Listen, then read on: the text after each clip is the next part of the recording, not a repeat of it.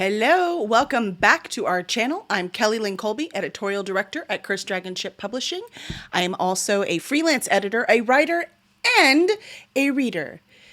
We have made it to mid-September for the book haul. So let's see where I went and what I got. So, mid-September. We're getting there, man. Just, one video at a time. We'll get all these out. The first stop I made was Copperfield's Books. We had started a real-life book club where we read fantasy, sci-fi, and horror novels, and our first pick was House in the Cerulean Sea. Now, that one I've already read, and I have already unhauled it. I sent it to a friend who said, you must read it, because it was wonderful. One of the reviewers I watch online, I wish I could remember which one because I would tag them, but they said it was the closest thing to a hug that you can get from a book. And I was like, that is it. That is 100% what that book is. Loved it. But we're not here to review. We're here to talk about what I bought. So while I was there, I got a copy of Tomorrow and Tomorrow by Gabrielle Zevin. Been wanting to read it since I first started watching BookTube, and now I have it. A friend of mine had her book release in the middle of September at Barnes & Noble for her brand new sapphic romance. It is contemporary, it has her charm, and I loved it. So we got this one, The Seemingly Impossible Love Life of Amanda Dean by Anne Rose. And so it was so much fun to go to her release and have her sign the book. Look, I have her sign. See, ta-da! All signed and everything. So love that. Obviously, I have already read this one, and I'm not unhauling it because it's mine. But while we were at Barnes & Noble, I'm like, well, we're here. And my daughter came too. And she, just like I, have been dying to read this series. So she bought Divine Rivals, and I bought Ruthless Vows. So now we have both of them, so we can read them. And we're very excited. I haven't read a whole lot of romantasy, I have to say. I feel behind the times. And then I also saw Elena Ferrante's My Brilliant Friend. This is she is an Italian writer. This is translated. It was also rated as the #1 best book in the New York Times list of the best books of the quarter century. So I've been so curious since I read the description on that. And I was like, well, I want to read that. So I went ahead and picked that up while I was there. Also got a novel Love Story by Ashley Poston. You saw the Geekerella that I got earlier, and I didn't have any of her other books. I'm like, well, this is silly. So bam, got one of her contemporary romances. This is supposed to be a girl who goes on a writer retreat or a reading retreat, something like that, and she ends up in a town that is actually the town from her favorite novel. So there's a little magical realism in here, and I'm excited.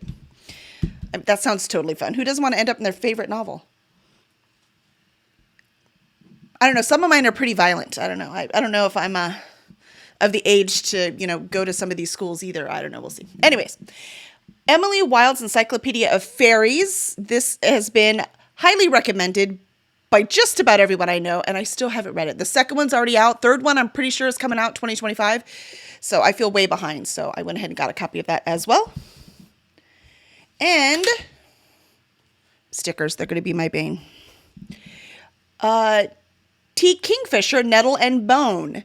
I have not read anything by T. Kingfisher either, so I think I have a couple on this list. I do, and I feel completely left out, but it's my own fault. I only have myself to blame. And now I own at least this one, and they're novellas too, so it's really cool. But her stuff is like creepy, so I don't even know if I want to read it right now. It's dark and cloudy and wintry in Houston right now, so maybe. But I've got this one. Then, look, I'm addicted, okay? I hit another Goodwill. So I hit one that was north of town because I hadn't been to that one yet while I was up there. And I found Dear Evan Hansen. Now, I don't know if the book came first or the musical came first. I'll research that when I put this on my list. But I love the musical. So I was interested to see what the difference was between the musical and the book.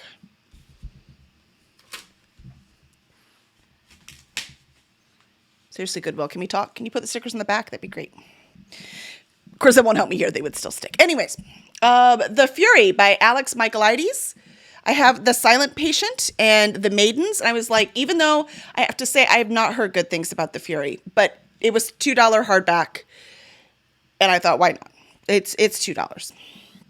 Worst thing that happens is I donate it back to Goodwill. And lastly, A Gentleman in Moscow by Amor Towles. And again, this was on that list. The quarter New York Times best books of the quarter century. I did not want to read all of the books on there. A lot of them are anthologies. A lot of them are memoirs. But quite a few of these fiction look quite interesting. So I wanted to make sure to get these down. And now let's go back in time to The Clan of the Cave Bear. I have never read this by Jean M. Auel. I've never read it. It's an entire series, very popular. I did watch the movie from the 80s with Daryl Hannah in it.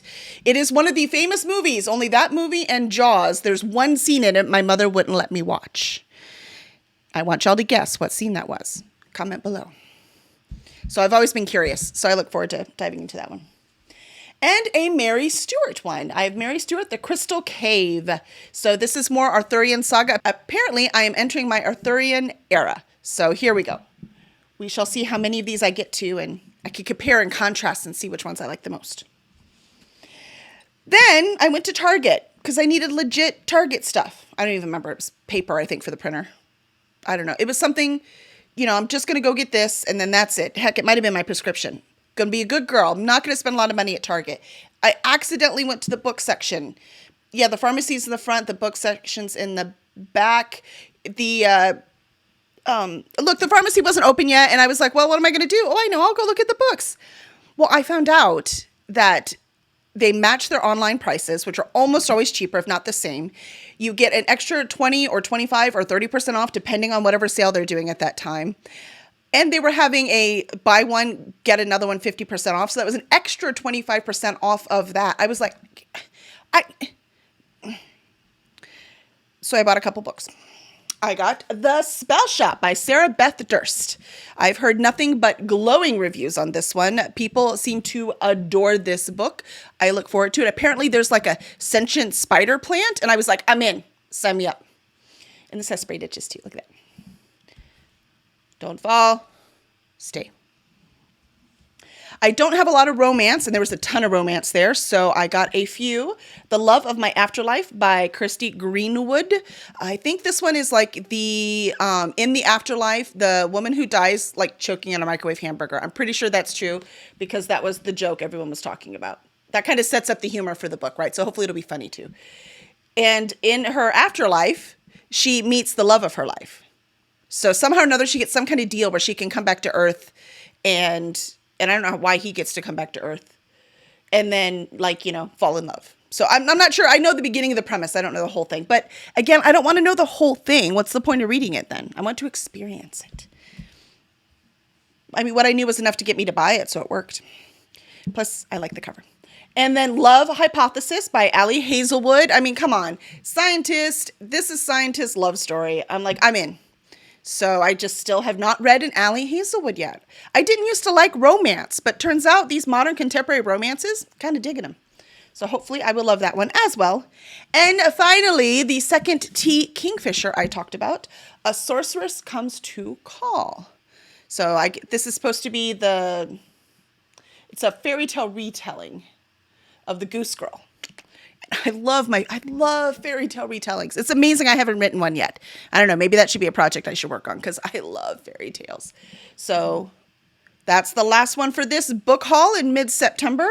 Let's see. I have 17 under 20. I mean, that's hardly any. Shouldn't even count.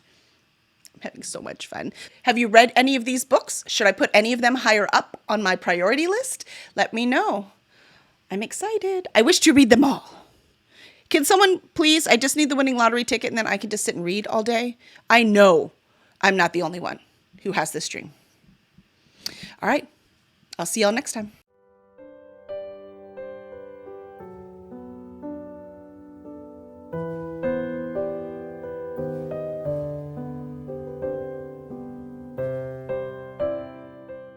Apparently I'm entering my Arthurian era.